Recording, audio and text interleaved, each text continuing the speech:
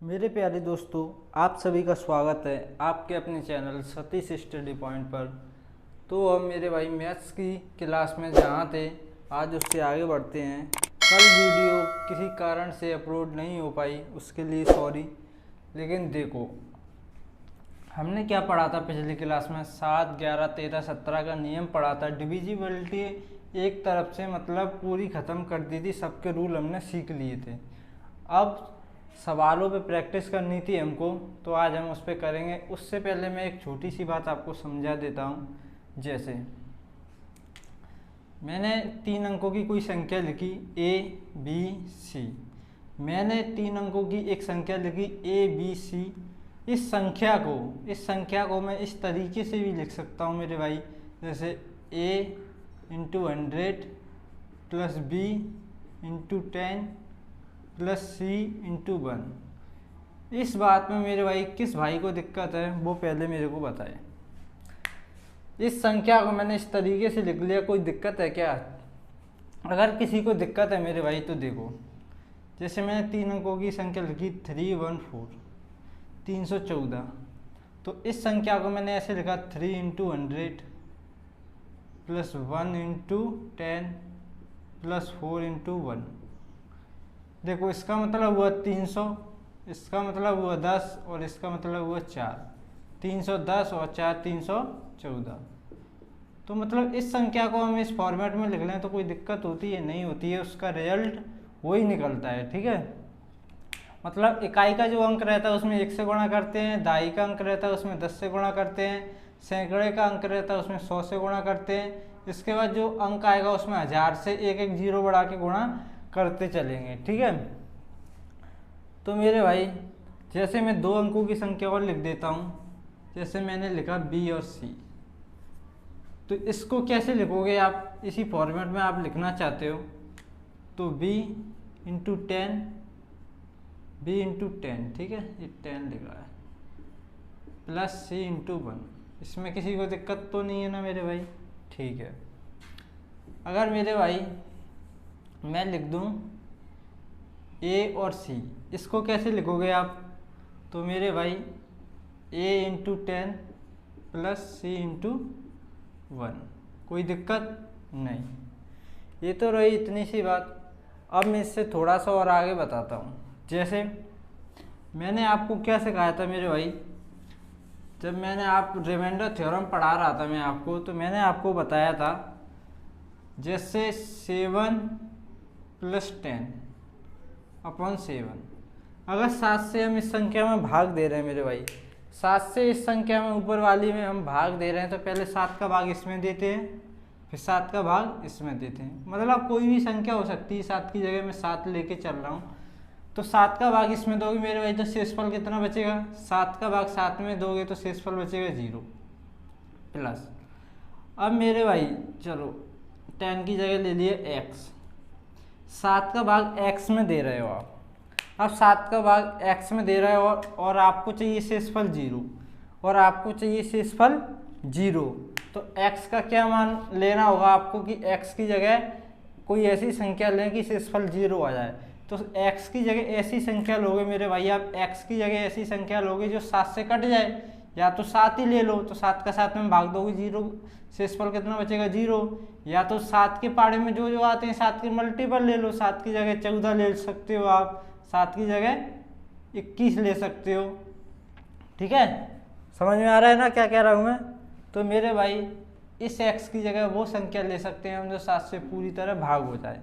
ये तो रहा जो मेरे को समझाना था। अब आते हैं सवालों पे, जिससे आपको बेहतरीन तरीके से समझ में आएगा।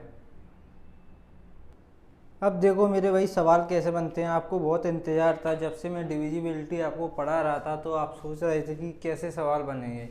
तो सवाल इस तरीके से बनेंगे, जैसे मैंने आपके सामने एक क्वेश्चन ये लिखा है कि 3 अंकों की कोई संख्या है मेरे भाई, ABC 3 अंकों की कोई संख्या है और ये संख्या 7 से पूरी तरह भाग होती है।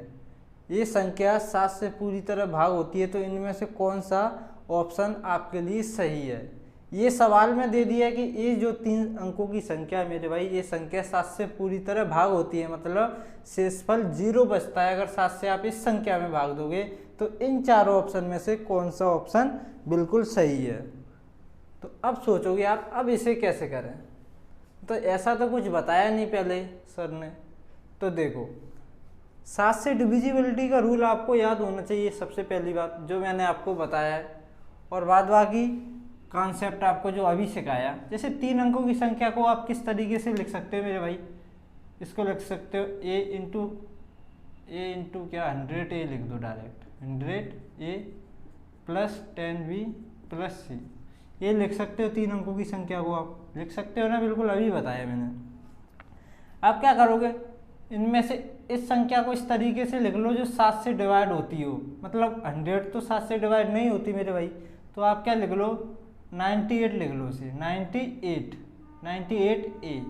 मैंने 100A को 98 लिख लिया और इसके 2A को मैंने इधर लिख दिया 2A, ठीक है। कोई दिक्कत है, मैंने इसको इसलिए ऐसा लिखा क्योंकि मेरे भाई A 98 7 से पूरी तरह भाग हो जाएगा, 7 से पूरी तरह भाग हो जाएगा।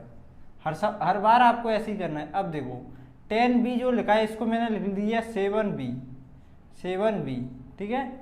और जो बचा इसका 3B मैंने इधर लिख दिया 3B, ठीक है। और जो C बचा है C को ऐसे ही लिख दिया। अब देखो आप, और 7 से आपको पता है इस संख्या को आप 7 से भाग दे रहे हो तो ये संख्या पूरी तरह भाग हो जाएगी, ये संख्या पूरी तरह भाग हो जाएगी। देखो 7 का भाग 98 में दोगे ये संख्या तो पूरी कटी जाएगी, 7 का भाग 7 में दोगे ये संख्या तो पूरी तरह कटी जाएगी। अब मेरे भाई 7 का भाग इस संख्या में देना है आपको, 7 का भाग इस संख्या में देना है। अगर ये संख्या पूरी तरह कटेगी तो ये पूरी संख्या 7 से कटेगी। समझ में आ रहा है मैं क्या कह रहा हूँ? ये संख्या तो हमें कंफर्म है कि 98 तो 7 से कटती है, 7B भी कटेगी। लेकिन 7 से अगर पूरी संख्या को भाग करना है, शेषफल 0 आना है, तो मेरे भाई इस संख्या का जरूरी है कि ये संख्या भी 7 से कटे, ये संख्या भी 7 से कटे। तो मेरे भाई तो बस ऑप्शन मैच कर लो, ये संख्या मिल जाएगी तो वो संख्या सही होगी। तो 2A 3B प्लस C देखोगे आप, ये गलत, ये गलत, ये गलत और ये सही। तो हमारा आंसर कौन सा होगा? अगर A B C 3 अंकों की संख्या 7 से भाग होती है तो ये वाला कथन बिल्कुल सही है, ठीक है। इसका डिवाइड होना बहुत ज़रूरी है। तो एक सवाल और लेता हूँ, चलो इसी को बता देता हूँ। और किस तरीके से अगर ऑप्शन मैच नहीं करता है हमारा मेरे भाई, अगर ऑप्शन मैच नहीं करता है तो क्या होगा, वो इस तरीके से भी दे देगा। देखो मैंने 7 का रूल आपको बताया था, मैंने आपको 7 का रूल बताया था डिविजिबिलिटी का। क्या लास्ट वाले अंक में आपको कितने से गुणा करना रहता है मेरे भाई? लास्ट वाले अंक में आपको कितने से गुणा करना रहता है? आपको करना रहता है मेरे भाई -2 से, -2 से आपको गुणा करना रहता है जब आप 7 का नियम पढ़ते हो। तो मेरे भाई वो क्या करेगा, ऑप्शन में इस तरीके से दे देगा, जैसे लास्ट वाले अंक में आप क्या करोगे -2 से गुणा। लास्ट वाला अंक क्या है? C। जब C में -2 से गुणा करोगे तो कितना आएगा? -2C। कितना आएगा? -2C। और जो भी गुणा करने पर आता था उसे क्या करते थे, इस पहले वाले अंक को छोड़कर आप इस वाले में से घटाते थे। AB में से मेरे भाई क्या, AB में से आप इस अंक को छोड़ के जो गुणा करने पर आया -2C, इसे घटाओगे, घटा दिया। तो अब वो क्या कहे, ऑप्शन में ए भी दे सकता था, इस ऑप्शन को हटा के मेरे भाई ऑप्शन ये भी दे सकता था, ठीक है। तो हमको पता है 7 का डिविजिबिलिटी का रूल ये होता है कि लास्ट वाले अंक में -2 से गुणा करके उस अंक को छोड़ के इसमें से घटा दो, तो वो आंसर हमारा मैच करता था, ठीक है। तो इस तरीके से ये वो क्वेश्चन दे सकता है।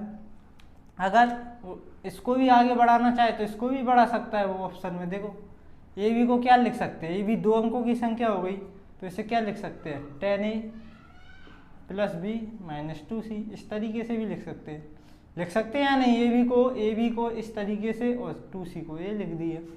तो मेरे भाई वो किसी भी तरीके से क्वेश्चन बना सकता है। अगर आपको कॉन्सेप्ट याद है कि 3 अंकों की संख्या को 2 अंकों की संख्या को किस तरीके से लिखा जाता है, और इनका डिविजिबिलिटी का रूल मैंने आपको बहुत अच्छी तरह समझाया, वो आपको याद होना चाहिए और सवाल फिर आपका कहीं नहीं जाएगा, ठीक है।